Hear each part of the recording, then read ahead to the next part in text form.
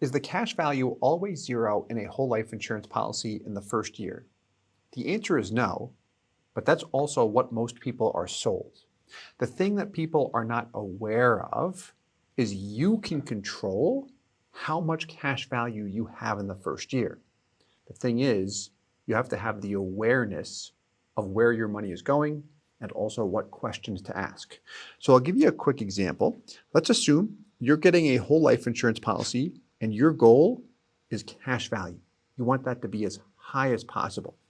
Your money can go toward one of two areas.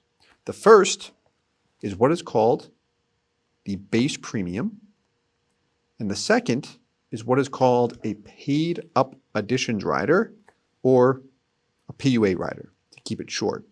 Now, how these two areas work are much different. I'll call the base premium your initial insurance expense, and the PUA rider a cash dump in. The reason why is because money that goes toward the base premium gives you typically nothing in cash value in the first year, and sometimes for the first and second year. The reason why is because the insurance company is overcharging us for the death benefit or cost of life insurance upfront.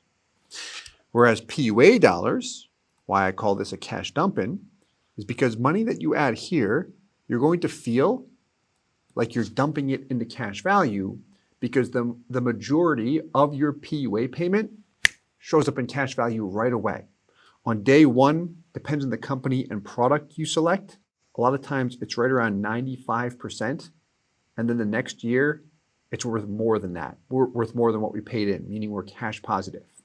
So this is money you can access right away. It begins compounding. This is the key to accelerating the cash value growth of a life insurance policy. It's also very flexible, meaning I'm obligated to pay the premium and I can dump PUAs into the policy at my discretion if I get a flexible life insurance policy, or I should say if I go with a flexible company. So, is my cash value always zero? No, it's not.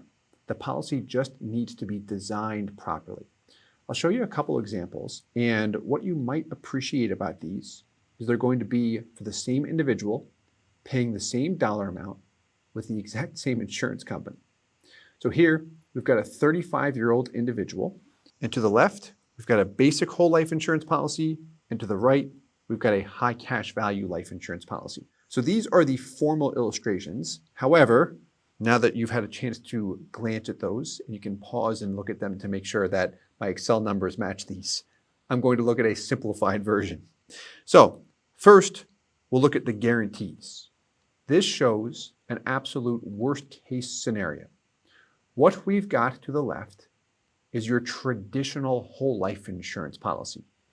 So he's paying $10,000 per year for 15 years, which is a total out of pocket of $150,000. The thing is though, the first year he pays $10K, his cash value is zero. The second year he pays $10K, his cash value is zero. This is a traditional whole life insurance policy where all of that $10,000 payment is going toward the base premium. Looks like junk if I'm interested in the cash value.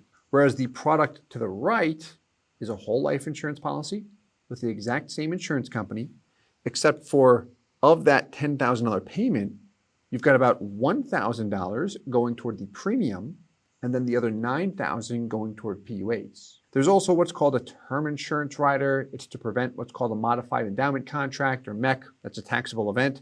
My point though is this one is set up for maximum cash value, minimum costs, and you'll also see the words that I've got there as well, which is often why people are not made aware of these different options, has to do with the compensation or commissions paid on these products. The higher the cash value is, especially upfront in the first year, the lower the agent commission is. That's just how it works. So when we compare these two side by side, focusing on the cash value, with this guy, again, this is based on the guaranteed values. Keep that in mind. An absolute worst case scenario, you pay in 10, you've got $8,700, which is $8,700 more than the first example. When we look at when you get your money back, it's 10 years in. It's almost 9 years, but between 9 and 10, again, based on the guarantees. When we look at the example to the left, we almost run out of space because it's not until year 25 where you finally have more cash value than what you paid in. And if you look at the cash value difference, you will see significantly more money in the example where we maximize the cash value.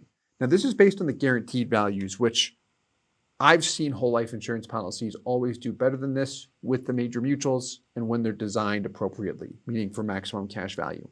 So let's look at these same two examples, but based on the current dividend rate, which would be the non-guaranteed values. So to the left, the first year, there you go. You paid in 10 grand. You've got 0 in year 1. You have something in year 2 in this example because of the dividend, which made it a little bit more attractive, which is nice. When you look at the total amount of money going in, 15 years, he's paid 150, he has 147, and by the 16th year, he finally has more than what he's paid in. Not that attractive, is it? No. The death benefit drops after the 15th year because we deliberately dropped it in order to allow the cash value to grow at a faster pace with no more out-of-pocket requirement. If he wanted to keep paying, he could just keep paying and the death benefit would not drop. Comparing that to the example to the right, the high cash value policy, again, same insurance company, same out-of-pocket to him, different design. He funds $10K per year, first year cash value, $8,700 and change. When does he get his money back?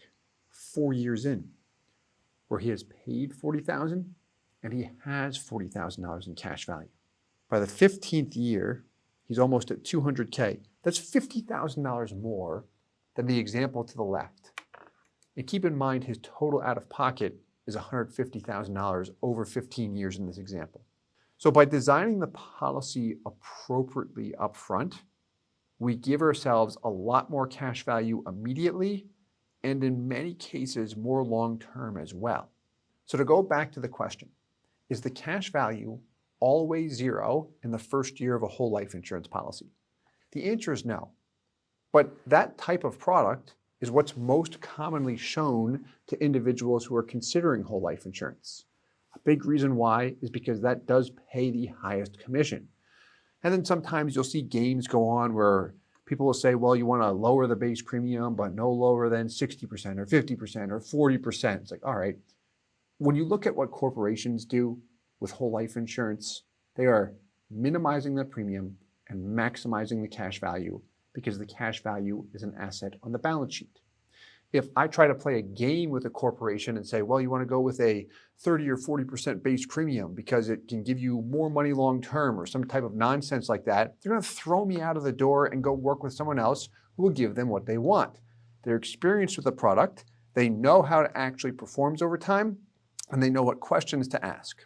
So all I would do is follow the money and copy what corporations do.